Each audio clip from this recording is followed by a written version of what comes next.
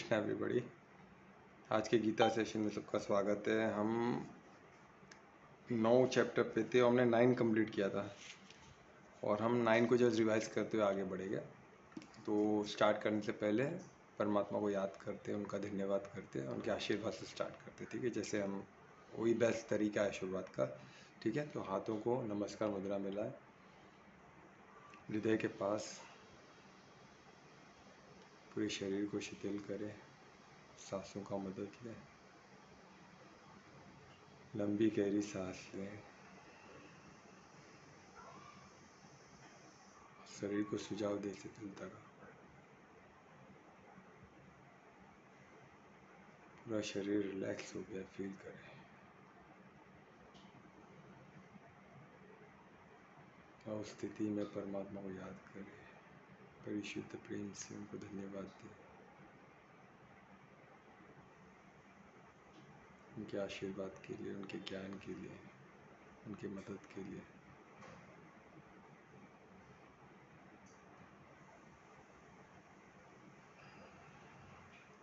आगे भी उनका ज्ञान मिलता रहे और स्व को और विश्व को ज्ञान स्वरूप बना सके और सबका मंगल हो। एक बार फिर धन्यवाद करते, हाथों को दर्शन करें, आंखों में लगा श्री गणेश है। तो आज का सत्र स्टार्ट करते हैं। तो हम चैप्टर 9 पे थे और श्लोक 9 हमने कंप्लीट किया था। तो 9 को जस्ट रिवाइज करते हुए आगे बढ़ेंगे। तो जैसे देख रहे हैं हम, इसमें कितना हमको ऐश्वर्य परमात्मा का दिख रहा है और ये इसके लिए क्वालिफिकेशन हमको पता है क्या है, कि हमको ईर्ष्या को हटाना है, तभी इसको समझ पाएंगे। नहीं तो हम डाउट करेंगे कि ऐसा हो सकता है क्या, है ना। परमात्मा का इतनी शक्तियाँ हैं, फिर उसके बावजूद कुछ नहीं करें, हमको डाउट, फिर उसमें जलसी आएगी, फिर नफरत भी होता है कुछ लोग। ये सब गुण कहाँ से आते हैं? क्यों? अज्ञानता से। परमात्मा से ही ईर्ष्या करेंगे तो क्या कर सकते हैं ऐसे लोगों का? कुछ नहीं। और ऐसे लोग हैं, हमको लगता है कि ऐसे नहीं हो सकता है कोई, ऐसा परमात्मा से कैसे, कोई भगवान से ऐसा कौन कर कैसे कर सकता है? लोग दुखी हो जाते हैं भगवान से, उनको लगता है वो कुछ कर रहे नहीं। ऐसे कैसे हो सकता है? ये हमको सोचना था कि परमात्मा सर्वशक्तिमान है। अगर हम मानते हैं तो जो कर रहे सही कर रहे, मानना जरूरी है। वो सर्वज्ञाता है, सर्वशक्तिमान है और सर्वपरि है, वो हर सर्वत्र है। तो ये हमको ये है तो हमको इतना पता होना चाहिए, वो हर एक में है तो वो भी तो भोग रहे हैं ना। और क्या है, वो प्रथम भोक्ता है, परम भोक्ता है। वो परम करता है और भोक्ता भी वही है।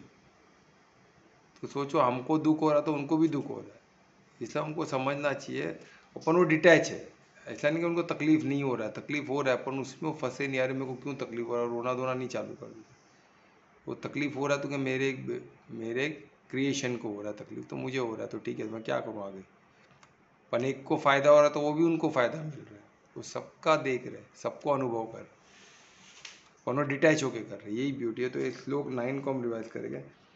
9 में हमने देखा कैसे जो इम्पोर्टेंट बिंदुओं को जस्ट इसमें एक बहुत इम्पोर्टेंट है। कभी कभी हमको लगता है, जो इम्पोर्टेंट चीज़ को लेके आगे बढ़ूँगा, कि वो एंगेज नहीं हो, क्या ऐसे बैठे कुछ नहीं कर रहे तो ऐसे ही बैठे हैं ना, वो किसमें इन्वॉल्व नहीं होते। हमको तो अटैचमेंट चाहिए, तभी हम मानते हैं कि वो कुछ कार्य कर रहे हैं, वो अटैच हो।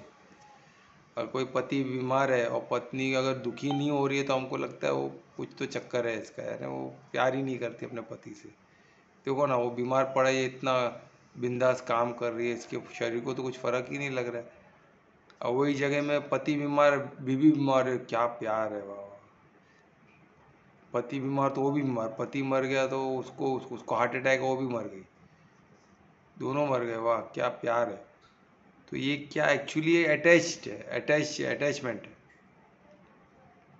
ऐसा नहीं कि कोई एक साथ मरा तो सब परिशुद्ध प्रेम ही नहीं है, ऐसा नहीं है, पर अटैचमेंट भी। और कुछ लोग जो जाते हैं, वो उनका कार्य भी ख़त्म हो गया बोल के खुद का शरीर, वो अलग चीज़ है, वो हाई लेवल की बात, वो सब मेरी बात, मैं नॉर्मल लोगों की बात कर रहा हूँ। तो इसमें क्या अटैच है, तो कोई दूसरी चीज़ जुड़ी हुई रहेगी तो इसमें बीमारी, तो उसमें बीमारी आ जाएगी ना, तो वो कहाँ की अक्लमंदी। एक्चुअली क्या होना चाहिए कि जब कोई बीमार है तो और स्ट्रांगली हम उसकी मदद कर सके, उसको हेल्प कर सके। तब परिवार में अगर एक भी मजबूत होता है तो परिवार संभल जाता है। सब बीमार पड़ जाए तो सब दुखी हो जाए तो क्या होगा? एक को तो, और परमात्मा एक को रखते ही इतने स्ट्रांग। आप देखो कोई भी परिवार में एक एक जो रहेगा जो वो परिवार को संभाल रहा है, तो वो क्यों है? वो डिटैच हो सकता है। उसको मालूम है मैं भी इनके साथ बैठ गया रोना धोना करके तो परिवार को देखेगा कौन? तो लोग उसको सख्त भी बोलते हैं कि उनको तो कुछ फर्क ही नहीं पड़ता है, छोड़ो ना, उनका बात ही मत करो। पर हालांकि उसी से परिवार चल रहा है। हाँ वो करता सब है, वही घर देख रहा है, सब कर रहा है, पर वो इनसे उसको बात करके मतलब नहीं हो, उसको कोई दया माया है नहीं। स्ट्रेट मुंह पे बोल देते, औरों को ही बोलते। अरे वो डिटैच है, डिटैच होना और परिशुद्ध प्रेम की निशानी है।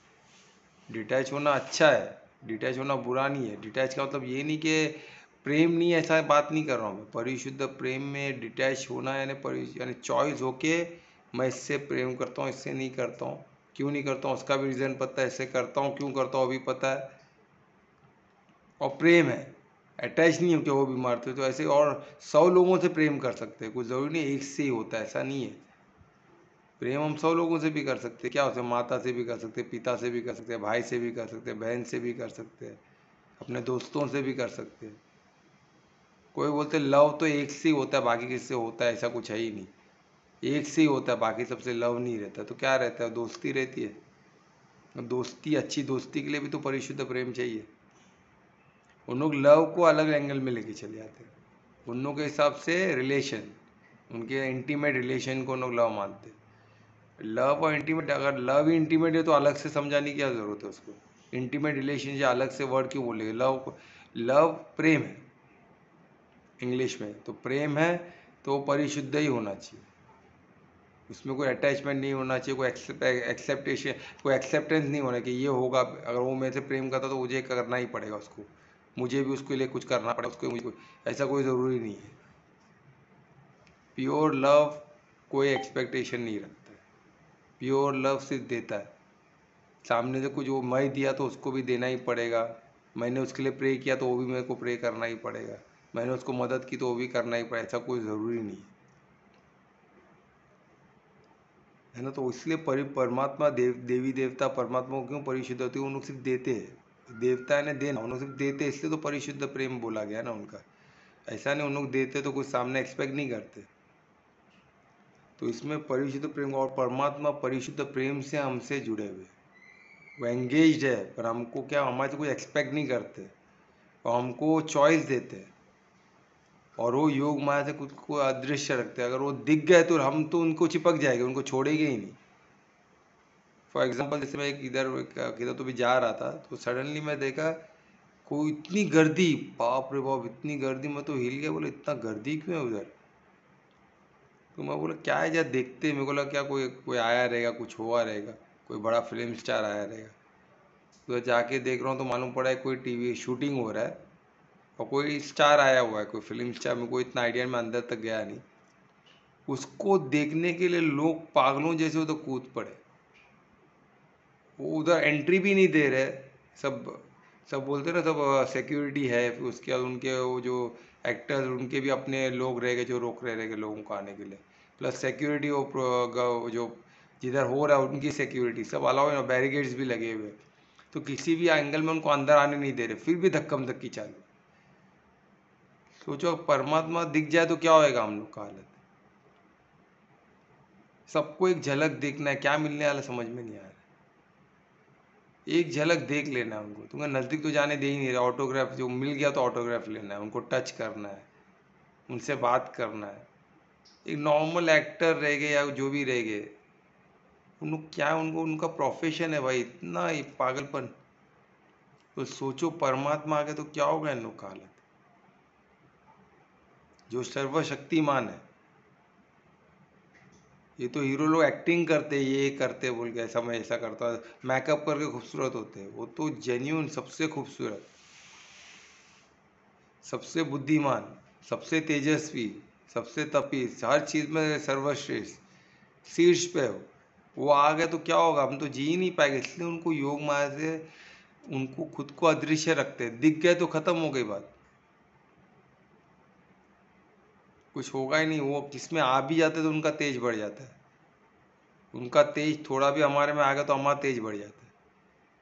तो उनका तेज क्या होगा? उनका ज्ञान हम कुछ सिर्फ गीता का थोड़ा पढ़ के थोड़ा समझते उसमें हम अद्भुत हो जाते हैं। वो क्या क्या है, क्या ज्ञान है उनका। और ये पूरा ब्रह्मांड को उन्होंने रचा है। और ये जो ज्ञान हम पढ़ रहे हो भी उनका ही है सब। तो सोचो कितने बुद्धिमान, कितने ज्ञानी और क्या रहेंगे। तो उनको इसलिए अदृश्य रखे कि हम हम अपने जीवन भी सुखी से जी सके। और एक क्लास है ना, केजी से 10th जैसे जाते जाते ऊपर हम आए और हर चीज़ को समझ के आए कि फिर पीछे आने की ज़रूरत नहीं पड़े, है ना। कंप्लीट अपना जर्नी को कंप्लीट करके आए, हर चीज़ को समझ के आए, मैच्योर होके आए। तो ये सब चीज़ वो चाहते बोल के उन्होंने कर। परमात्मा कुछ रहेगा ना, हमें नहीं पता। तो उस स्थिति में जाने के लिए तो क्या होता है ना, कोई भी सिद्धि परमात्मा ऐसे ही दे देगी तो फलित तो होनी चाहिए ना, फलित होती नहीं है। उसको हमको फलित कर, सिद्धि ऐसा समझो दिया हुआ है हम लोग को, तो उसको फलित तो हमको करना पड़ेगा ना।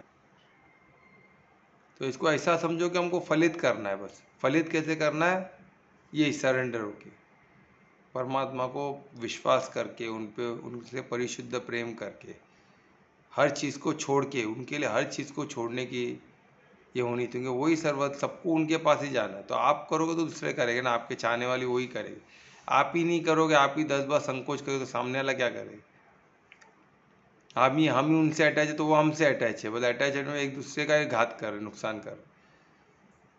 हम ऐसे लोगों को देखो, दोनों एक दूसरे से प्यार कर रहे हैं, वो उनके हिसाब से प्यार कर रहे हैं ना। वो दोनों एक दूसरे से अटैच है। इसको कुछ हो गया तो वो बीमार पड़ता है, उसको कुछ हो गया तो ये बीमार पड़ता है। पर दोनों एक दूसरे से बात नहीं कर रहे, कोई ना कोई चीज़ को लेके बड़ा बिगड़े हुए एक दूसरे से, है ना। आप ये बोल सकते हो कि दुश्मनी में, एकदम दुश्मनी में। क्यों? उन्होंने मेरा ये नहीं किया था, उसने मेरा ये नहीं किया था, पर फिर भी अटैच है। उसको कुछ हो गया तो इसको कुछ हो जाता है। तो उनको मालूम है एक दूसरे के बिना लोग जी नहीं सकते, एक दूसरे कोई ना कोई काम कार्य से लोग फंसे हुए। तो ये लव हुआ क्या? क्या ये तो एक किस्म का व्यवहार हो गया है कि इन लोगों का डॉक्यूमेंट प्रॉपर्टी में कुछ साथ में रहेंगे। तो एक गया तो दूसरों को डर लगता है कि मैं अकेला नहीं कर पाऊंगी या कर पाऊंगा। तो ऐसा कुछ है तो वो डर है कि इसके बगैर मैं नहीं रह पाऊँ, उसको लगता है इसके बगैर मैं। तो वैसे उनका चल रहा है गुजारा। तो प्रेम किधर है? तो प्रेम को समझो, प्रेम में सिर्फ परिशुद्ध प्रेम में सिर्फ देना होता है। प्योर लव, उसको वही लव है। बाकी प्योर व्योर नहीं, लव यानी प्योर ही होता है, प्रेम यानी प्योर ही होता है, परिशुद्ध ही होता है। वो घड़ी घड़ी बोलना इसलिए पड़ता है कि हमारे दिमाग में वो सेटल हो जाए, है ना। घड़ी घड़ी जो चीज़ बोलते हैं हमारा प्रोग्रामिंग वैसे हो जाता है। इसलिए उसको प्रेम कहें में परिशुद्ध प्रेम, परिशुद्ध प्रेम, परिशुद्ध प्रेम, यानी परिशुद्ध है वो बोलते बोलते बोलते हमारे कोर में चला जाएगा, हम सबकॉन्शियस माइंड में चलता, तो हमको फिर हम समझ जाएंगे प्रेम क्या है। परमात्मा सोचो ना, हर एक से प्रेम करते हैं, है ना। और एक चीज़ मुझे और अच्छा पता चला, हम बोलते हैं ना कि धर्म अधर्म क्या है, धार्मिक इंसान अधर्मी इंसान क्या है, हमें नहीं समझ में आता है। कि राक्षस क्या है, मानव क्या है, अरे इतना समझने की जरूरत नहीं। सूर असुर समझ जाएगा तो हमारा कार्य हो जाएगा। सूर क्या होता है उसको समझने के लिए एकदम सिंपल में है, जो परमात्मा के सुर से जो सुर मिला है। परमात्मा जो बोली उनकी है वही बोली आप बोली। उनके सुर में सुर मुना तो सुर, और उनके अगेंस्ट कुछ बोलो तो असुर। या उनके सुर में तो उनका वो कुछ और बात करे, आप कुछ और बात करे, तो समझ जाओ सब असुर है। यानी जो गीता के लैंग्वेज में नहीं, गीता के अलावा कोई लैंग्वेज बोल रहे हैं तो वो असुरी है। जो राम जी का, कृष्ण जी का मजाक उड़ाता है वो असुर में ही गिनती होगी। वो सुर में सुर हो ही नहीं सकता, असुर ही है। तो ये क्लियर हो जाएगा आपको। जो भी ऐसी बात करता है ना कुछ जो परमात्मा नहीं करेंगे, जो राम कृष्ण नहीं करेंगे, जो कोई भी धार्मिक इंसान नहीं करेगा, उनका लैंग्वेज से मालूम पड़ जाएगा। लैंग्वेज बहुत पावरफुल होता है, उनका कर्म बहुत पावर, क्या कर रहे हैं, क्या बोल रहे हैं, क्या सोच रहे हो, वो आप समझो उनका मन में क्या चल रहा है। उनसे पूछो क्वेश्चंस करके तो आपको मालूम पड़ जाएगा। एक दो इंसिडेंट में मालूम पड़ जाता है, व्यवहार में मालूम ही पड़ जाता है उसकी इच्छा क्या है। अगर उसकी इच्छा उसका बोल मैच नहीं हो रहा है, असुरी लग रहा है, तो असुरी है वो धार्मिक इंसान नहीं है। उनके साथ हमको परिशुद्ध प्रेम नहीं, सिर्फ करुणा। सिर्फ करुणा का भाव होना चाहिए कि क्या कर रहा है इसको ही नहीं पता है, और उसकी हम मददगार नहीं बन सकते, उसको कोई भी किस्म का मदद हम नहीं कर सकते, सिर्फ ज्ञान का मदद कर सकते हैं। बाकी पैसे का, श्रम का, समय देना उनको, समय सिर्फ ज्ञान स्वरूप, वो भी ज़्यादा नहीं, एक बार बोल दो समझ रहे ठीक है, नहीं तो अपना रास्ते चलो, क्योंकि आप उनके टाइम समय नहीं बर्बाद कर सकते, क्योंकि हम वो परमात्मा कार्य है ना, हमारा कार्य नहीं है। हमारा कार्य है स्व पे मेहनत करना और प्रज्वलित इतना होना कि हमारे आसपास के लोगों को हम ज्ञान स्वरूप बन के ज्ञान समझाए। और वो नहीं समझ रहा है तो परमात्मा कोई दूसरा रास्ता ढूंढ लेगा, उसके लिए हमको उसमें नहीं टाइम वेस्ट करना है। पर हमारे सर पे चढ़ के बैठे तो हमको उतारने आना चाहिए कि हमको कुछ तो एक्शन करना पड़ेगा, है ना। वो सब हमने पिछले श्लोक में देखा है, काफ़ी 2-3 चैप्टर पहले, तो वो सब रिकॉर्डिंग में अवेलेबल है। तो इन 9 में देखो ये सब आप समझते हो आगे बढ़ोगे ना, ये सब लिंक्ड है एक दूसरे से, सब चैप्टर भी लिंक्ड है, सब श्लोक भी लिंक्ड है, और एक एक श्लोक इंडिपेंडेंट भी। वो एक श्लोक को समझ के उस पर कोई भी एक पॉइंट पकड़ के हम परमार्थी बन सकते हैं आराम से। तो इसमें एंगेज, परमात्मा एंगेज नहीं है, इसका मतलब ये नहीं कि वो कुछ कार्य नहीं कर रहे, वो पूर्ण कार्य में इन्वॉल्व है, सब कार्य में इन्वॉल्व है, उनसे ज़्यादा बिजी कोई है ही नहीं। और वह अव्यक्त फॉर्म में है तो 24 आवर्स वो जगह है, उनको आराम ही नहीं है, व्यक्त होते ही नहीं है। तो हम अव्यक्त होते तब आराम करते, तो अव्यक्त फॉर्म में ही है, अव्यक्त फॉर्म में ही वो जगह हुए है, वो अवेयर है, सब देख रहे हैं, तो सोते ही नहीं है, जैसे इमेजिन करो। और वो ड्युअलिटी में नहीं है, क्योंकि वो अटैच नहीं है, तो ड्युअलिटी में नहीं है, दुख सुख, यानी वो कभी दुखी नहीं होते, वो हमेशा सचित आनंद है, वो सचित आनंद है, वो सत है, यानी वो अनंत है ना। वो समझ, सत्य यानी जो कभी चेंज नहीं होता है, चित यानी कॉन्शियसनेस, है ना, आनंद यानी हमेशा आनंद में, ब्लिस में, स्पिरिचुअल एक्टिविटी में, स्पिरिचुअल कार्य कर रहे हो, ब्लिसफुली स्पिरिचुअल कार्य में लगे हुए। मटेरियल एक्टिविटी में वो नहीं है, उनका लॉ वो सब है। अभी यही देखो, यही जो चीज़ है वही हम आगे बढ़ेंगे तो वो किस तरह श्लोक 10 में कन्वर्ट होता है। अभी श्लोक 10 करेंगे तो ध्रुवेश जज लो, श्लोक 10 पढ़ लोगे? हाँ, शुरू करना। मयाध्यक्षेण प्रकृतिः सूर्यते सचराचरम् हेतुनानेन कौन्तेय जगत्तु परिवर्तते। बहुत अच्छी। देखिए अभी इसमें फिर से कृष्ण अर्जुन को कौन्तेय बोल के संबोधित करते हैं। कौन्तेय मीन्स कुंती के पुत्र। अभी फिर उन्होंने उनकी माँ को याद दिलाया उनको, क्योंकि इन लोग अपने माँ से 5 पांडु लोग, जो अर्जुन 5 पांडव थे, 5 पांडव में से एक भाई थे, है ना, 5 पांडव में से एक थे, यानी पांडु पुत्र। और कौन्तेय पहले माँ के नाम से ही लोगों को बुलाया जाता था, तो अभी फिर बाद में पिता का नाम हो, तो पहले माँ का नाम मुझे तो कुछ हद तक लगता है सही भी है, तो माँ ही जननी है, पर पिता माता दोनों ही इम्पोर्टेंट है, ऐसा कोई एक इम्पोर्टेंट ऐसा नहीं, दोनों का उतना ही इम्पोर्टेंस है। पर माँ जननी है ना, वो जननी है, और पिता वो बीज है, समझो जो बीज प्रदान करता है ना, वो असुरी या तो फिर राक्षस, कुल जो प्रदान करता है पिता प्रदान करता है, और माँ जननी। इसलिए नंदी का बहुत महत्व है, वो हम कभी फिर डिस्कस करेंगे। तो इसमें ये इसलिए जननी को डिनोट किया है, क्यों? क्योंकि इसमें वो जननी की बात कर रहे हैं, प्रकृति को एज ए जननी बता रहे हैं इस श्लोक में, है ना। तो ये श्लोक में क्या बता रहे, जो प्रकृति, जो भौतिक प्रकृति है, अब इसमें प्रकृति हम नेचर को बोलते हैं, तो भौतिक यानी भौतिक प्रकृति, यानी जो मटेरियल नेचर है, जो हम आसपास जो देखते हैं, जो भी मटेरियल देखते हैं, जो सत्य है वो भी सत्य है, पर वो सत्य नहीं है। अभी सत्य क्या है, वो सामने दिख रहा है ना, फैक्ट है, कोई इसको डिनाई कर सकता है क्या? मैं आपके सामने बैठा हूँ, मोबाइल सामने है, हम वर्चुअली मिले हैं, सत्य है। पर ये क्या है, ये सत्य नहीं है, क्योंकि थोड़ी देर क्या चेंज हो जाएगा, हम सब अपने अपने काम में व्यस्त हो जाएंगे, है ना। तो जो चेंज होता है वो सत्य नहीं है, वो सत्य है, वो सत्य नहीं है। और सत्य है जो हमेशा, आत्मा हमेशा रहने वाली, वो चेंज नहीं होती। बॉडी चेंज होता है, तो बॉडी सत्य है, आत्मा सत्य है। तो परमात्मा क्या है, सचितानंद। तो ये भौतिक, ये जो सत्य है टेम्पररी, पर सत्य आज यही है। इसलिए जब भौतिक से हम डील करते तो हमको प्रेजेंट में ही रहना है, ज़्यादा फ्यूचर में जाना नहीं है। अब फ्यूचर में जाओ तो सिर्फ सच्चिदानंद का सोचना, उस सच्चिदानंद का फ्यूचर का सोच के मतलब है कि फ्यूचर में हम किधर जाने वाले, सच्चिदानंद को मिलने, उनसे एक होने, क्योंकि हम उनके अंश है, है ना। आत्मा तो उनकी अंश है। हमको किधर जाना है? परम धाम जाना है। तो परम धाम ये सब सत है। तो उसके बारे में फ्यूचर प्लान फ्यूचर सोच सकते हो, गहराई में सोच सकते हो। पर भौतिक दुनिया को लोगों तो चेंज होते रहता है, पर परम धाम चेंज नहीं होने वाला, जैसा है वैसे ही रहने वाला है। परमात्मा भी जैसे वैसे ही रहने वाले, आत्मा भी जैसे वैसे ही रहने वाली, पर बाकी भौतिक वर्ल्ड चेंज होते रहेगा, है ना। सतयुग और सतयुग, त्रेता और कलयुग, कितना फर्क है? कोई मैच है क्या? कोई मैच ही नहीं है। द्वापर, सब युग टोटल चेंज है उसमें।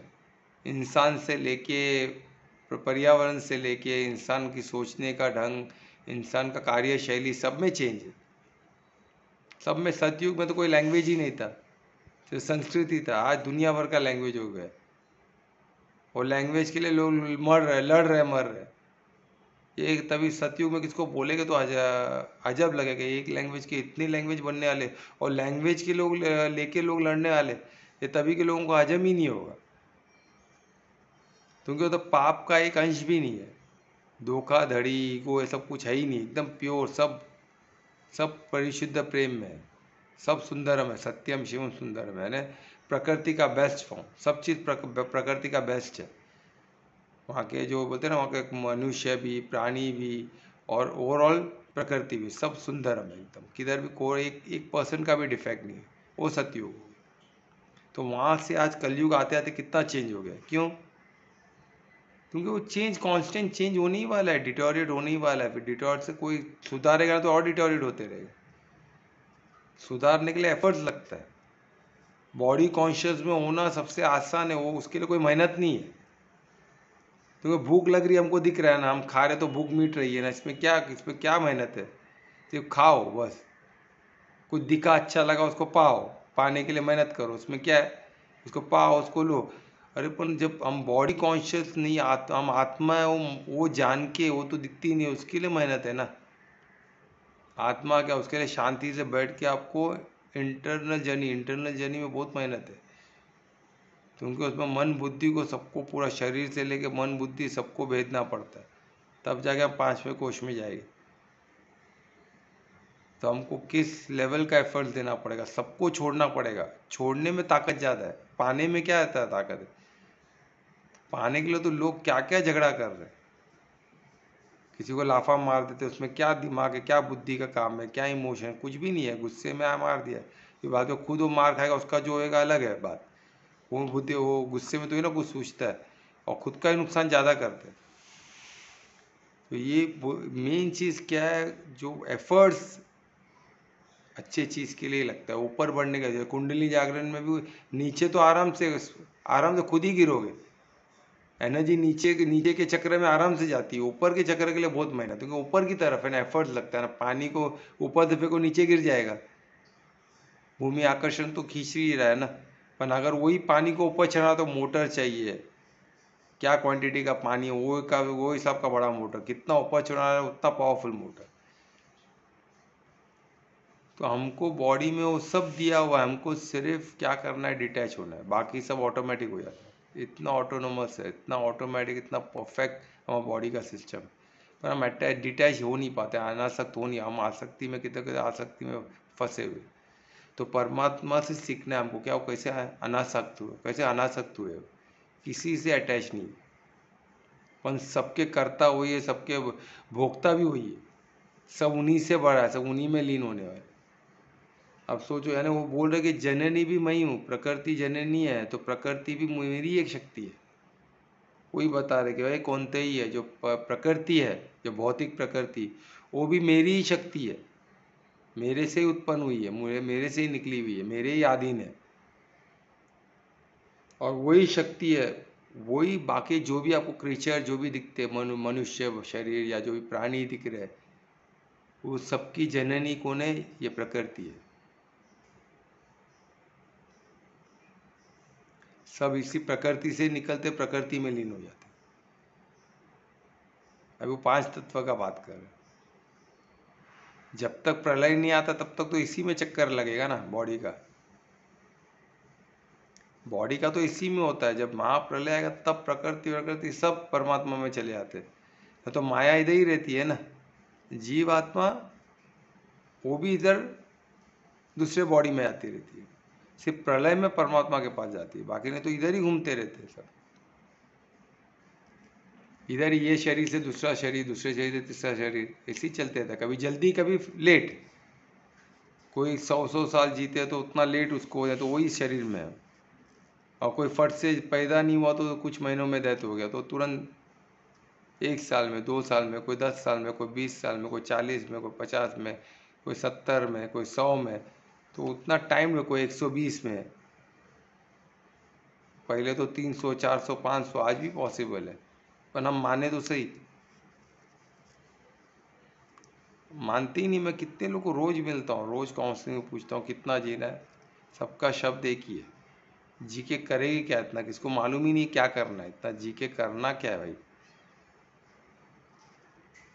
तो दोनों की जिंदगी एंटरटेनमेंट के लिए ही है, और एक उम्र के बाद एंटरटेनमेंट कर नहीं सकते तो फायदा क्या जी के। सोचो, ऐसा ऐसा थॉट प्रोसेस है। और इधर योग दर्शन में 75 ईयर्स के बाद ही मेन बुद्धि चलता है, बोलते मेन कार्य उधर ही होता है, और इधर 75 के बाद किसको जीना ही नहीं है। तो हमको हमारा प्रोग्राम चेंज करना पड़ेगा, परमात्मा बना खुद को प्रोग्राम करना पड़ेगा। और प्रोग्राम कैसे करना है, वही गीता में हम स्लाइडली, ये सब प्रोग्रामिंग हो रहा है अभी। हम जो अभी एक एक ज्ञान समझे तो क्या इनडायरेक्टली हम प्रोग्रामिंग कर रहे हैं, पर एक ही बात सुनने में हो जाएगा कि नहीं, इसका घड़ी घड़ी आपको चिंतन करना पड़ेगा, मनन चिंतन, जो हमने दिखाया ना भक्ति में स्टेप देखे। श्रवण पहला है, श्रवण के बाद क्या करना है, जप बनाना है ना, कंटिन्यूस चिंतन। क्या आप एक बार करो छोड़ दो, कंटिन्यूस चिंतन है, जब बन जाना चाहिए, कंटिन्यू अंदर चलते रहना चाहिए। तो वो करोगे तो क्या हो जाएगा, फिर आपका होएगा, तो एक एक स्टेप आप आगे बढ़ के पूर्ण समर्पण कर सकते हो, पूर्ण परमात्मा प्राप्त। परमात्मा भी क्या बोल रहे थे, तो कितना ब्यूटीफुली कि प्रकृति जो मेरी शक्ति है, मेरे से वही जननी है सब, वो हर चीज़ की जो मूविंग है, जो मूविंग बींग है, जो चलते फिरते हैं। और इसमें से मूविंग बींग बोले, यानी बॉडी की बात करें, चलते फिरता बॉडी है, जो ठहरा हुआ बॉडी है ना। आप देखते हैं ना, झाड़ वाड़ एक ही जगह में रुके हुए हैं, और कुछ जानवर यहाँ मूव हो रहे हैं।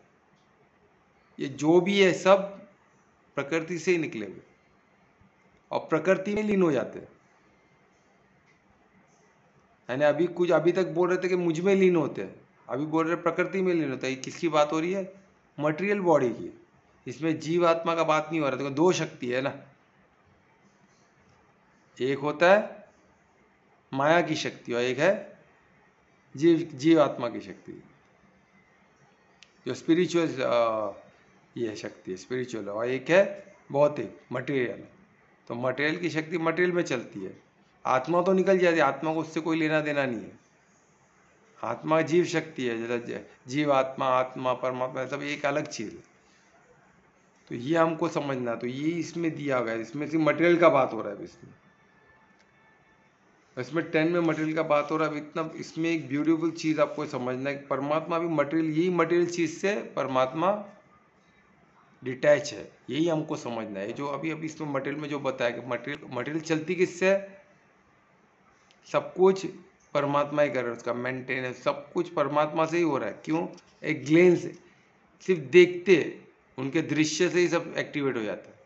वो कंटिन्यूस दृष्टि रखे, दृष्टि उन्होंने बंद कर दी, वो खत्म हो जाएगा, वो चल नहीं पाएगा, सब स्टैग्नेंट हो जाएगा।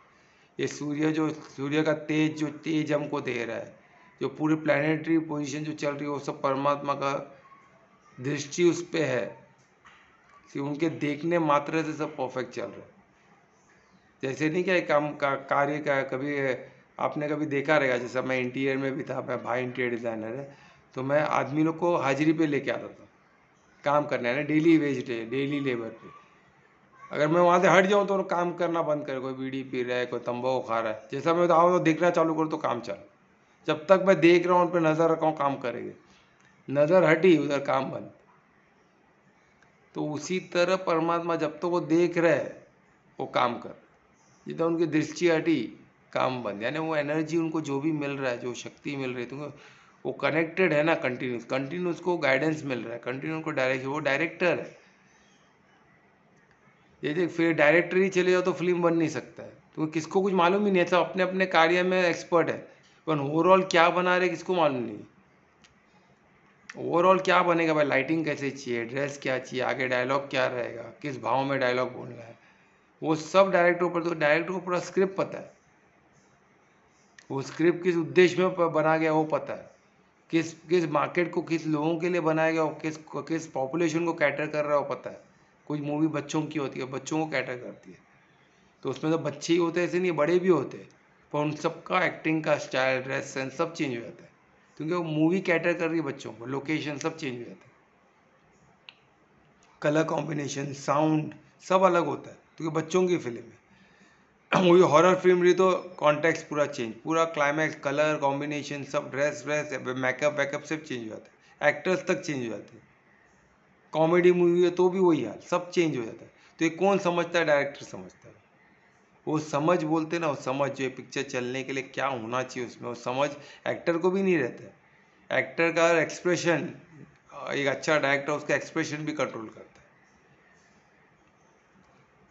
पर पूरा श्रेय एक्टर लेके आता है, जो दिखता है वो बिकता है ना, वही तो प्रॉब्लम है सबसे बड़ा। तो इधर भी वही हाल है, हर चीज़ परमात्मा के डायरेक्शन से ही हो रहा है, पर हमको जो दिखता है वो बिकता है, हम सूर्य को बड़ा मानते हैं। सूर्य है बड़े, उनसे हमको एनर्जी मिल रही है, पर वो भी अधीन किसके? परमात्मा के। तो सर्वत्र कौन है? सबसे शीर्ष पे कौन है? परमात्मा। वो हमको हमको रेस्पेक्ट सबको करना पाए, एंड ऑफ द डे हमको ये भी किधर अटकना नहीं है। परमात्मा क्यों बोल रहे हैं मैं मेरे में सब मेरे अधीन है, कुछ जो घमंड से तो ही ना बोल रहे हैं, वो इसलिए बोल रहे कि हम किधर फंसे नहीं। बस यही उनका कोई पर्पज, इसलिए हमको ईर्ष्या नहीं करना चाहिए, हमको बचाने के लिए कर रहे हैं कि हम ये चक्कर में चक्कर काटते नहीं रहे, किधर ना किधर हमको ये समझ में आ जाए कि हमको किधर ना किधर किस में फंसना नहीं है, क्योंकि सब सब किसके अधीन है? परमात्मा के अधीन है। वो कौन है? निरंकार है, सब उसी से निकला हुआ है। और उनको समझने के लिए हम क्यों उनको देख नहीं सकते? योग माया बीच में। तो हमको क्या होना पड़ेगा? वो विश्वास रख के, गीता ज्ञान ये ज्ञान है, ये सार है सबका, इसको मान के, इसको समझ के, और इसमें क्या लिखा गया है? समर्पण। सबसे समर्पण से बड़ा दूसरा कोई शॉर्टकट है नहीं, समर्पण तो करना ही पड़ेगा परमात्मा ने। तो हमको क्या? समर्पित होना है, बस खत्म हो गई बात। वही सबका स्वामी है, पूरा भौतिक उनकी है, देखो ना पूरा इसमें क्लियरली लिखा है, ये सब मुझ में ही समा है, सब सबको मैं ही देख रहा हूँ, सब मेरे अधीन ही है, और ये सब चल भी रहे, कहते मेरे लॉ से ही चल रहे हैं। अभी प्रकृति भी चल रही है तो कोई लॉ से चल रही है ना, कॉस्मिक लॉ है, यूनिवर्सल लॉ है, प्रकृति का अपना एक लॉ है, सब लॉ से चलते हैं। कार्मिक लॉ हो गया है ना, सब लॉज है ना, भूमि आकर्षण है, इलेक्ट्रिसिटी है, सब लॉज है। लॉ भी किसके अधीन है? परमात्मा के अधीन है। ये लॉ अपना अपना कार्य कर रही है और वो हिसाब से पूरा चल रहा है। तो प्रकृति अपने आप अपने आप कुछ नहीं है, लॉ सबको बना के प्रकृति है, और लॉ भी सब वही है। तो लॉ अलग से गवर्न होता है, पर वो भी तो पार्ट तो प्रकृति का है ना, परमात्मा से ही वो सब मिला है, और उसको सब डायरेक्शन डायरेक्ट कौन कर रहे, कौन कितना चले? परमात्मा। उसका बैलेंस कौन रख रहा है? परमात्मा। कैसे रख रहे हैं? सिर्फ दृष्टि मात्र से, उनके विल से, उनके सोच से, उनके विजुअलाइज को जैसे समझे। आंख यानी कुछ अपना आंख रखे थे देख के पलक झपकाए बगैर देख रहे थे, उनके विल से, उनकी आंतरिक दृष्टि से, कोई आर्टिफिशियल दृष्टि नहीं। आंख कहने से टेम्पररी है, जो मटेरियल आंख की बात नहीं हो रही है, दिव्य दृष्टि की बात हो रही है ना, जो दिव्य है। हर चीज़ परमात्मा का दिव्य है, हर चीज़ परम है, उधर किधर भी ऐसा नहीं है बोलते ना छोटा सेकंड थर्ड नहीं, वो सबसे परम है, सबसे ऊपर है, सबसे शीर्ष पे, हर चीज़ बेस्ट है। और इसमें बहुत अच्छे एग्जाम्पल से हम समझ सकते हैं कि कैसे डिटैचमेंट को समझना है। एकदम सिंपल एक उदाहरण लेते हैं, फूल का, फ्लावर का, जो सुगंध देने वाले फ्लावर है ना। फ्लावर वो इधर रहता है, हमको सुगंध आपको मालूम पड़ता है, कोई तो भी वो सुगंध से मालूम पड़ता है कौन सा आसपास फूल है। कोई या तो झाड़ देखते हैं कि वो झाड़ है क्या, किधर फूल दिखता है क्या, तो पेड़ों में ढूंढते हैं, कोई दुकान किधर लगा हुआ है क्या, तो ढूंढते क्यों, तो हमको मालूम है फूगा वो सुगंध किधर से आ रहा है, वो फूल से आ रहा है, पर वो फूल वो सुगंध से डिटैच है। वो सुगंध आ गया तो हमको फूल मिल गया ऐसा नहीं है ना, वो ढूंढना पड़ता है ना हमको। तो सुगंध अलग है, फूल अलग। वो फूल सुगंध से डिटैच है, सुगंध फूल से डिटैच। वहाँ से निकल गया, उसका जर्नी उसने स्टार्ट कर दिया, बस खत्म। वहाँ से शुरुआत उसकी हुई थी, पर वो डिटैच है ना। तो उसी तरह हम प्रकृति से निकले, हमारा शरीर निकला, पर हमारा आत्मा तो सच्चिदानंद प्रकृति से अलग है। वो समझना हमको, जो एग्जाम्पल से आपको समझना है। हम पूरा इसके शरीर में है, हम शरीर को ही समझते हैं, क्योंकि हम इसके शरीर को हम चालक है ना इसके, तो हम उसके अंदर ही रहेंगे। चालक बाहर रह के कैसे चला सकता है? उसको अंदर रहना पड़ेगा, तो उसके अंदर उसके अंदर की चीज़ या उसको अंदर रह के चलाना पड़ेगा, है ना। हम हमारा विस्तार हमारे बॉडी तक है। तो वैसे परमात्मा के अंदर जो जो है वो परमात्मा उसके कंट्रोल में है, सब कुछ उनके अधीन है। तो उनसे निकला हुआ उनके अधीन भी है, उनके अंडर भी, हम उनके अंदर ही है, ये भी हमको समझना है। वो परमात्मा के अलग अलग स्वरूप है, तो वो स्वरूप हम समझेंगे दूसरे श्लोक में, है ना, 11वें में। तो यहाँ तक आपको ये समझना चाहिए कि क्या ये ग्लेस पे चलता है ना, ये डिटैचमेंट कैसा है भौतिक। हमको भी उनके ऐसा परमात्मा के तरह डिटैच होना है, उसमें किसी चीज़ में फंसना नहीं है, ठीक है। अभी श्लोक 11 ध्रुवेश पढ़ोगे?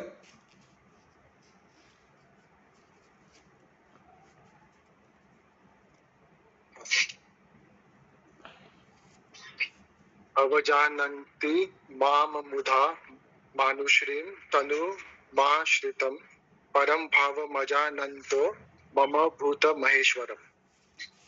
अभी देखिए, ये बहुत इम्पोर्टेंट श्लोक है।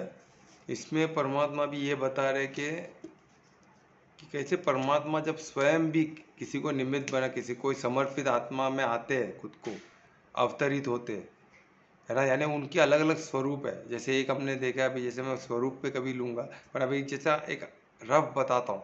एक हो गया बिंदु स्वरूप, है ना, वो बिंदु मात्र में। कोई कोई तो किधर किधर बिंदु स्वरूप पे बहुत फोकस रहता है कि परमात्मा बिंदु स्वरूप है। बिंदु जैसे छोटे थे एकदम, अति अति अति सूक्ष्म, इसलिए उनको काटा, उनको कुछ नहीं किया जा सकता, एकदम अति सूक्ष्म है। वो बिंदु स्वरूप हो गया परमात्मा, जो केंद्र बिंदु, जो एकदम उसी से सबको केंद्र बिंदु, यानी बोलते हैं ना बीच में एकदम, और उसी से सब निकला हुआ है, ठीक है। और एक होता है सच्चिदानंद रूप,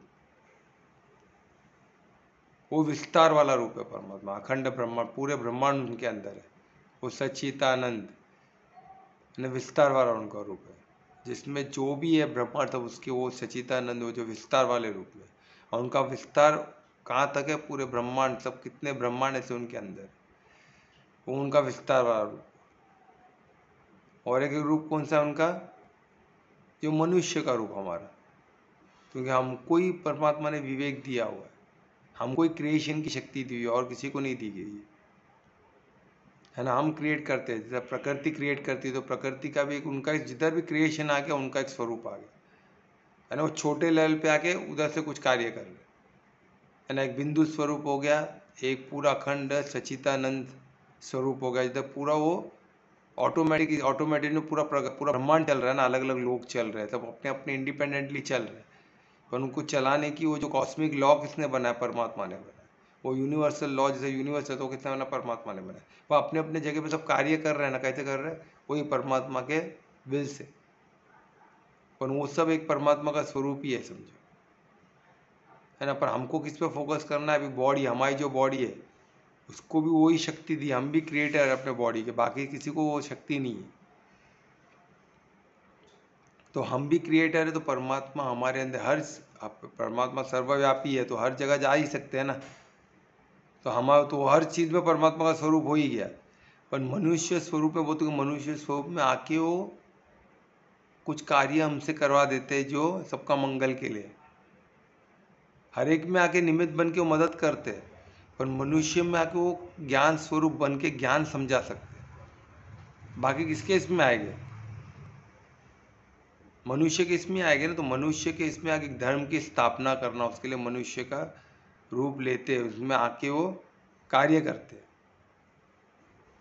हमने ऐसे कितने स्वरूप देखे परमात्मा के, तो कितने ऐसे आप डिस्क्राइब देखते हो, बहुत कुछ है। जो एक तो मनुष्य रूप में आया, ऐसे देवी देवता को हम ये करते, देवी देवता वो उनके लॉस को हमने पर्सोनिफाई किया। तो देवी देवता जो रखे, जो जैसा सूर्य है, वायु है, इनको भी पर्सोनिफाई करके हमने परमात्मा के स्वरूप माना, वो लॉ का स्वरूप हो गया। और मनुष्य स्वरूप में राम कृष्ण, है ना, जो भी बाकी देवी देवता, शंकर, देवी देवता जो भी है, वो सब परमात्मा के स्वरूप है। वो अलग अलग समय पे अलग अलग को, अलग अलग जो परमार्थी है उनके अंदर आके परमात्मा ने धर्म स्थापना का कार्य किया। तो वो सब परमात्मा के, तो वो सब पूजनीय है। क्यों? क्योंकि उनके अंदर परमात्मा ने आके धर्म की स्थापना की है ना। वो कितने वैसे किसके अंदर भी नहीं आएंगे ना। जो निमित्त आत्मा रहेगी, उससे जो सरेंडर आत्मा है, जो निमित्त उसके अंडर ही आएगा, बाकी किसके शरीर में कैसे आ सकते हैं? क्योंकि वो परिशुद्ध हमको चॉइस देते हैं ना। जब हमको प्रेम का चॉइस दे रहे तो हमको आने से तो ही ना घुसेगा नहीं घुसेगा ऐसे। वो है, पर वो हमको बोलते ना, हमारे में एक आत्मा, हमारे आत्मा को ब्लॉक करके वो खुद अपना कार्य नहीं करेंगे। उसको हमको उनको उनको अलाउ करना पड़ेगा, परिशुद्ध प्रेम से उनको आके निमित्त होना पड़ेगा। निमित्त हुए होकर परमात्मा आपका वापरे यूज़ करेंगे ही नहीं, क्योंकि उन्होंने आपको पूरा इंडिपेंडेंस दिया हुआ है, पूरा आपको अधिकार दिया हुआ है कि आप मुझे निमित्त लाना है कि नहीं लाना है। आपके कर्म पे पूरा अधिकार है। आप बोलते हैं मैं ही करता हूँ तो आप ही करता हूँ, आप ही करो। परमात्मा आपको उसमें आपके कर्म में इंटरफेयर नहीं करेगा। फिर आप बोलते मैं नुकसान हो गया, परमात्मा बैठे बैठे देख रहे। अरे आप करता हो, परमात्मा ने आपको पूरा पावर दिया है। आप बोल रहे मैं ही कर रहा हूँ, मैं ही मेहनत कर रहा हूँ, मैं ही कमा रहा हूँ, मैं ही सबको पाल रहा हूँ, तो करो भाई, तो करो ना। फिर रो क्यों रहे हो? कुछ गलत होगा तो जब आप निमित्त हो जाते हो फिर कुछ हुआ तो परमात्मा को ब्लेम करो, फिर तो आके आपको ब्लेम करेगा। तो परमात्मा ने आपके थ्रू कार्य किया है, वो परफेक्ट ही होगा, वो गलत हो नहीं सकता। उसमें भी पूरा विश्वास होना चाहिए, क्योंकि आप निमित्त हो गए तो आपको निमित्त विश्वास क्यों होना चाहिए? निमित्त होने तक, निमित्त हो गए तो आपको दिख जाएगा, फिर अनुभव हो जाएगा, फिर आप कभी छोड़ोगे नहीं, क्योंकि आपके थ्रू ऐसे ऐसे कार्य हो जाएगा, भूल जाओगे कि परमात्मा क्या कार्य कर देता है, परफेक्शन में कैसे कार्य हो रहा है। पर हमको समझ में तभी भी नहीं आएगा, क्योंकि हमको जो हम तो हमारे बुद्धि से कार्य कर रहे हैं ना। परमात्मा तो अपने हिसाब से करेंगे, वो जो सही है वही करेंगे। हमको तभी समझ में नहीं आएगा, पर हमको विश्वास होना चाहिए। निमित्त बोल के मैं कार्य कर रहा हूँ, परमात्मा कर रहे हैं तो सब सही कर रहे हैं, वो मेरे लिए सही है, पर मुझे समझ में नहीं आ रहा है, और आगे चल के हमको फ़ायदा होता है। अरे बाप रे, वो हुआ तो इसलिए हुआ था, तब बात मालूम पड़ता है। और वो पता चलता वो नहीं हुआ तो आज हमारी गति और बुरी हुई हुई थी। वो हुआ बोल के आज मेरे को इतना हेल्प हो रहा है, आज मैं एक कदम परमात्मा की तरफ बढ़ा हूँ, मेरा मंगल हुआ है, सबका मंगल हुआ है। वो हमको पता नहीं चलता, हम इतना हम त्रिकालदर्शी नहीं है ना। हम सब कुछ त्रिकाल तो ही ना, पिछला आगे पीछे तो तब सब तो ही ना देख सकते, परमात्मा देख सकते हैं कि ये जो कर्म का, इसने जो पाप का भरी खाता, जो हमारा कर्म का भरी खाता है, इसमें इसको क्या क्या तकलीफ आने वाली है, तो उसको बचाने के लिए परमात्मा पहले से कुछ कर देते हैं, क्योंकि आप परमार्थी हो चुके हो। तो परमात्मा भी हर आपके कर्म को, हर जो आपका कर्म का खाता है उसको जीरो ऐसे ही नहीं करते हो, आपके पास आएगा पर आपको फर्क नहीं पड़ेगा। तो परमात्मा तभी उसको इक्वल है बोलते ना, उसको डाइल्यूट करने के लिए कुछ ऐसा चीज़ दे देगा, वो डाइल्यूट हो जाएगा। जैसे अभी हम देखे, अभी न्यूक्लियर बोलते लीक हुआ है पाकिस्तान में, अभी मालूम नहीं हमको, पर न्यूज़ आ रहा है। तो अभी क्या कहे, अभी वो कैसे उन्होंने सिद्ध कैसे किया वो न्यूक्लियर लीक हुआ है बोल के, ऐसे ऐसे एक प्लेन देखा गया ऊपर। किसका प्लेन था? टर्की का प्लेन था। वो ऐसे ऐसे जिगजैग चल रहा था। उसका जिगजैग का मतलब होता है वो कुछ छिड़क रहा है नीचे, और क्या छिड़क रहा है? एक मटेरियल जो रेडिएशन को ऑब्जॉर्व करने के लिए होता है, रेडिएशन का जो फैले नहीं उसके लिए वो मटेरियल डाला जाता है, स्प्रे किया जाता है ऊपर से प्लेन से। वो बड़ा जो प्लेन होता है ना, जो बहुत बहुत कार्गो लेके चलता है, कार्गो प्लेन ह्यूज, वो टैंक का टैंक उठा के चलता है, वैसा प्लेन ऊपर वो केरला हिल के ऊपर कर रहा है, जहाँ न्यूक्लियर साइट था वो पहाड़ के अंदर जो था केरला हिल, तो उसके ऊपर ऐसा मैन्यूवर करते हुए दिखा गया टर्की का प्लेन। ये एक सबूत हो गया। दूसरा एक देखा गया है कि और एक प्लेन जो अमेरिका का प्लेन है, जो रेडिएशन मापता है, जो एनालाइज करता है, जो ऊपर से जाके वो स्टडी करता है रेडिएशन कहाँ तक फैला है, कहाँ तक नहीं फैला है, उसके वो अमेरिका के पास ही, और किसके पास नहीं। और जो छिड़कने वाले कार्गो प्लेन सबके पास है, पर टर्की जो जापान का पाकिस्तान को मदद कर रही है, तो पाकिस्तान उसके साथ फ्रीली सब बात हो रहा है कि क्या क्या तकलीफ है, सब बात हो रहा है, तो उन लोग एक एक करके मदद कर रहे हैं। तो अमेरिका टर्की इनको सबको पता है क्या हो गया, पर सब छुपा रहे हैं, पर परमात्मा को सब पता है ना, उनसे क्या छुपाएंगे। और आज सैटेलाइट हमारे हमको दिख रहा है क्या आगे क्या कार्य हो, सैटेलाइट में सब इंडिया का बेस्ट सैटेलाइट ऊपर है। आज इंडिया तो वर्ल्ड पावर में है, इंडिया के पास क्या नहीं है, सब है सैटेलाइट में। वो देख रहे हैं क्या कर रहे हैं लोग, सब एकदम जबरदस्त ऐसा सैटेलाइट है जो डे टू डे फोटो उनको देखेगा, रियल लाइफ लाइव दिखाएगा क्या कर रहे हैं लोग, छुपा तो ही ना सकते। तो ये है, तो ये चीज़ आप समझो। तो क्या है, ये क्या है, तो ऐसे इससे मालूम पड़ जाता है क्या है। तो उसी तरह हम जो कर रहे हैं वो भी परमात्मा को मालूम पड़ जाता है हम क्या कर रहे हैं। हम भले छुपा हुए पर सब मालूम पड़, सब ओपन हो जाता है। तो हमारा कर्म का जो भी खाता है उसको क्या करते हैं, जैसे बोलते हैं ना, लोग छिड़क रहे उसको कम करने के लिए। उसकी अभी हो गया है, अभी हो गया, उसको क्या करें, तो उसको न्यूट्रलाइज करने, उसको उसको डाइल्यूट करने के लिए ये सब कर उसका, बोलते हैं ना, उसका ज़्यादा बढ़े नहीं। तो उसी तरह परमात्मा कुछ तो कुछ करते हैं जिससे हमारा कर्म का जो हमको ज़्यादा नुकसान न हो, हम उसको झेल सके, उतना शक्ति हम में देते हैं, उतना कार्य ये कराते हैं। तो वो इसमें बता रहे कि जब अवतरित होते हैं तो कुछ लोग मानते ही नहीं है। सामने उनको दिखता है कि भाई ये जो कार्य कर रहा है, ये क्या कार्य कर रहा है, ये नॉर्मल इंसान दिख नहीं रहा है। अबे कृष्ण तभी थे तो वो नॉर्मल सबको मानता है, नॉर्मल नहीं है, कुछ तो अलग है इनमें।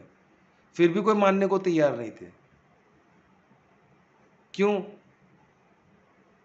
क्योंकि ईर्ष्या कि परमात्मा आया तो उसमें क्यों, मेरे में भी आ सकते थे ना। जो बड़े बड़े राजा थे, जरा क्या कंस को लगा मेरे में आना चाहिए था, कृष्ण में क्यों आया, तो क्या है, गौ ग्वाला है वो तो, उसमें क्यों आना, तो मेरे में आते तो मैं राजा हूँ, मैं महाराजा हूँ, सबसे शक्तिशाली, मेरे में आना चाहिए था, उसमें ग्वाले में किधर आ गया। ये भगवान नहीं हो सकते, परमात्मा नहीं हो, ये सब बकवास है, मानने को तैयार नहीं। तो वैसे अलग अलग अपने जो परमात्मा को समझने के लिए जितना तुम जितना समर्पित हो उतना ही तुम समझ पाओगे। यानी तुम्हारे में जितना अध्यात्म की शक्ति है उतना ही तुम परमात्मा को देख पाओगे, उतना ही समझ पाओगे। अर्जुन क्यों समझ पाया? क्योंकि उसमें अध्यात्म की शक्ति ज़्यादा थी, वो समर्पित ज़्यादा था, तो वो परमात्मा को देख पाया कि नहीं इनके अंदर, इसलिए वो समर्पित हुआ ना, वो पूर्ण समर्पित, आप ही मेरे गुरु हो, आप ही सदगुरु हो, आप ही सब हो मेरे लिए, आप ही बताओ क्या करना है मुझे। वो इधर उधर उसके गुरु सामने थे खड़े हुए, उनके पास क्यों नहीं गया? द्रोणाचार्य गुरु उधर ही थे और सामने खड़े थे, जाता तो वो तो अपना शिष्य, सबसे बेस्ट शिष्य था अर्जुन, वो भी उसको 100% गाइड करते, और वो विश्वास से परमात्मा को किया, क्योंकि वो भी एक आध्यात्म की शक्ति उसमें बढ़ गई ना, धीरे बढ़ते बढ़ते बढ़ते उतनी जितनी आध्यात्म की शक्ति तुम्हारे अंदर रहेगी उतना तुम परमात्मा को पहचान पाओगे, और परम जो निमित्त आत्मा को पहचान पाओगे, जिसके थ्रू परमात्मा कार्य कर रहे, तब तक नहीं पहचान पाओगे, पॉसिबल ही नहीं है। और कृष्ण जीता जाता एग्जाम्पल है, क्या क्या किए उन्होंने, उंगली पे पूरा पर्वत उठा लिए, तो उसको सबको स्टोरी समझ है, जो उधर देखे है उन लोग बोलते हैं, उन लोग को भी सपना था बोल रहे, जो देख रहे हो भी नशे में थे। तो क्या अद्भुत लीला रहेगी, हमको नहीं समझ में आएगा। वो सब कार्य करके हुए भी लोग नहीं पहचान पाए, तो सोचो आज तक मैजिशियन थोड़ा सा कुछ कर देता तो आग लगा तो सब उसको ऑटोग्राफ मानते, उसको अद्भुत समझते, उससे शिष्य बन जाते। तो इतना बड़ा मैजिक करने का तो कोई भी परमात्मा ने उनको भुला दिया उस चीज़ को। वो लीलाधर की लीला है, उन सबको याद नहीं था, जैसे तो इतने बड़े असुर को मार देना, एक छोटा सा बच्चा याद नहीं रहेगा, पर सबको भुला दिए वो, क्योंकि सब उनको नॉर्मल बच्चा ऐसा ट्रीट करे, क्योंकि परमात्मा निमित्त बोल के उनके बहुत बड़े बड़े कार्य कर दिए, पर वो सब जैसे उनके पिता उसको ऊपर लेके जा रहे हैं, और पानी ने रास्ता, पूरा नदी ने रास्ता दे दिया, यमुना ने, तूफान वाली नदी, ये किसको हजम होगा क्या? किसको भी नहीं होगा। तो वही, चलो 10 बज गया, तो हम ये बहुत इंपॉर्टेंट 9 ये जो 11वां बहुत इंपॉर्टेंट है, तो मैं कल फिर से लूँगा, उसको और डिटेल में लूँगा। हाँ, तो कोई मिस ना करे, तो ये बहुत इंपॉर्टेंट है इससे, तो ये बहुत गलतियाँ कर लेते हैं लोग, तो हमको ये गलती नहीं करनी है। अब कभी कृष्ण किसी को निमित्त होकर आते तो हम उनको देख सके, तो उसके लिए हमको क्या, उसके लिए भी हमको समर्पित होना पड़ेगा, परमार्थी होना पड़ेगा, तो हम परमात्मा को पहचान सकेंगे कि किसमें परमात्मा किसके थ्रू आके क्या कार्य करे, पहचानने की भी तो शक्ति चाहिए ना। वो कैसी होगी? आध्यात्म की शक्ति अपनी बढ़ाने से, परमार्थी होने से। तब तक नहीं, तब तक कुछ समझ में ही नहीं आएगा, क्योंकि नॉर्मल लोगों में ही आने वाले हो, वो आने के बाद कुछ सिंह निकल जाएगा, वो सबसे खूबसूरत बन, परमात्मा खूबसूरत है ना, वो बॉडी तो ही ना खूबसूरत बन जाएगी, उसको समय लगेगा, बॉडी को बनाने के लिए बहुत मेहनत है। वो परमात्मा चाहे तो कर सकते हैं, उनकी लीला, वो किसी को खूबसूरत बनाए, किसी को नॉर्मल इंसान बना के लोगों का कार्य करे, हमको नहीं पता, उनकी लीला। वो किससे क्या काम कराएगा हमको नहीं पता, किसने कृष्ण बन के काम कराए, किससे अर्जुन बन के उनको मार देगा हमको नहीं पता, पर हमको है ना, हम आध्यात्म का लेवल बढ़ा के परमार्थी है, परमार्थी ये आत्मा परमार्थी हो तो समझे और उनके मददगार बने तो हमारा कल्याण हो जाए। ठीक है, कुछ क्वेश्चन है तो यहाँ तक पूछिए, कल हम इसको फिर से कंटिन्यू करेंगे 9 को। ठीक है, कुछ क्वेश्चन है यहाँ तक? नहीं है तो कीर्तन कौन करेगा आज? तो मैं कर रहा हूँ। हाँ करो। आज फुल शिव तांडव स्तोत्रम श्री गणेशाय। जटाटवी गलत जल प्रवाह पावितस्सले गले वलंब लंबितांबुजंग तुंग मालिकां धमट धमट धमट धमट निनादवन्मर्वै चकार चंड तांडवं तनोतु न शिवा शिवम। जटाकटाह संभ्रमं भ्रमन् निर्मल निर्जरी विलोल विच्चिवल्लरी विराजमान मूर्ध दगद दगद दगद ज्वलल ललाट पट्ट पावके किशोर चंद्रशेखरे रति प्रतीक्षणं मम।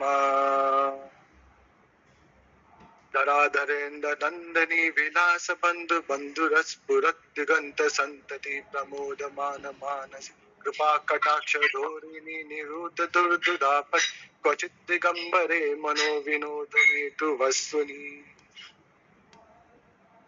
जटाभुजंग पिंगल स्फुरत फणामणि प्रभा कदम्ब कुमकुमं द्रव प्रलिप्त दिग्वधूमुखे मदांत सिंधुरत स्फुरत्व उत्तरीये मेधुरे मनो विनोदे मद्भुतं विभर्त भूत भर्तनी। सहस्रलोचन प्रवृत्त शेखर शेखरे प्रसून धूलि धूरिणी विद्युत सरांगी पीत भुजंग राजमालया निभत्त जट जुटके फिरे चिराय जाय तम चकोर बंधु शेखर। ललाट चट्वल ज्वल धनंजया स्फुरलिंगभा निपित्त पंचसायकं नमन्निलिम्पनायकं सुधामयुगलेकरा विराजमान शेखर महाकपालि संपदे शिरो जटालमस्तु नः। कराल भाल पत्तिकट धगत धगत धगत ज्वल धनंजयाहुति कृता प्रचंड पंचसायके धराधरेन्द्र नंदिनी कुशग्र चित्र पत्रक प्रकल्पनेक शिल्पिनी तिलोचने रतिर्ममा। नवीन मेघ मंडली निरुद्ध दुर्धुरा स्फुरत निस्थिति नितम प्रबंध बंद कंदर निलिंप निर्जरी धरास्तनो तुश्रुति सिंधुर कला निधार बंधुध क्षीर जगदुरन ददह। ओम प्रफुल्ल नील पंकजं प्रपंच कालिम प्रभा विलंबि कंठ कंडली रुचि प्रभद कंधरं स्मरच्चिदं पुरच्चिदं भवच्चिदं मकंचिदं गजाच्चिदान्धकच्चिदं तमन्तकच्चिदं भजे। अकर्व सर्वमंगला कला कदम्ब मंजरी रसः प्रवाह माधुरी विजृंभणा मधुव्रतं स्मरान्तकं पुरान्तकं भवान्तकं मकान्तकं गजान्तकान्तकान्तकं तमन्तकान्तकं भजे। जयत्वल प्रविक्रम भ्रमंड पूजकमश्वसद्विरिन्मत्क्रम स्फुरत् कराल भाल हव्यव दिमित् दिमित् दिमित् ध्वमं मृदंग तुंग मंगल ध्वनिक्रम प्रवित्तित प्रचंड तांडवः शिवा। चित्रकल्पयो भुजंग मोति कशरजो गरिष्ठ रत्नलोचनो श्रुपक्ष पक्ष तुषार वृंद चक्षुष प्रजामहि महेन्द्रो समर्थ प्रत्यग कदा सदा शिवं भजाम्यहम्। कडानिलिम्प निर्जरी निकुंज कोटरे वस कृमुक्त धूर्मति सदा शिरस्त मंजलि वहन विमुक्त लोल लोचन ललाल भाल लग्नक शिवेति मंत्रमुच्चरन् सदा सुखी भवाम्यहम्।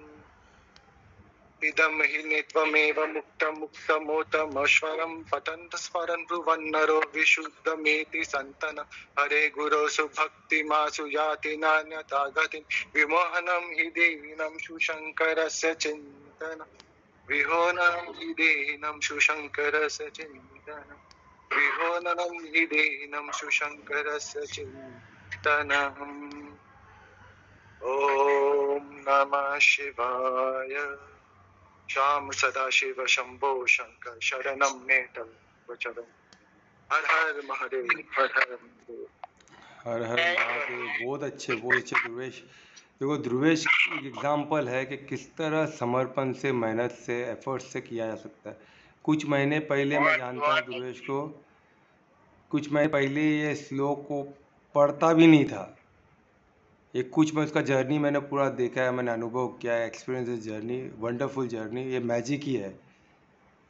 जो श्लोक कहीं पढ़ा नहीं, वो श्लोक आज बायहार्ट किया हुआ है। ये कोई पढ़ नहीं रहा है, उसने बायहार्ट किया हुआ है इतना श्लोक को। कुछ महीने में इतना पा लेना इस अद्भुत, ये अद्भुत चीज़ है। तो ये सब मैजिकल है, तो इसको ये सब परमात्मा के थ्रू ही होता है।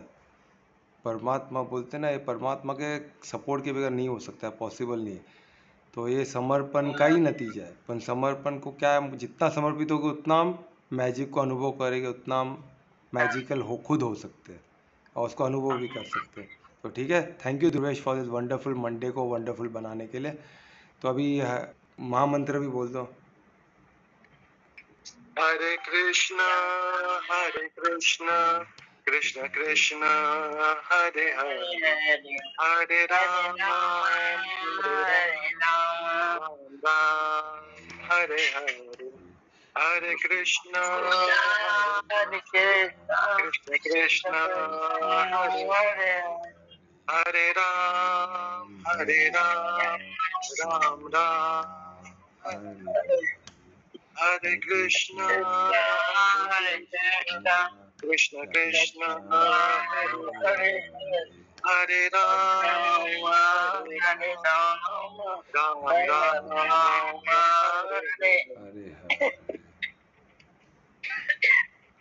बहुत अच्छे ध्रुवेश, बहुत अच्छे। Neelam madam thank you so much. शुभ रात्रि, सबका मंगल हो। कल फिर 9 बजे मिलेंगे। शुभ रात्रि। हर हर महादेव। शुभ रात्रि।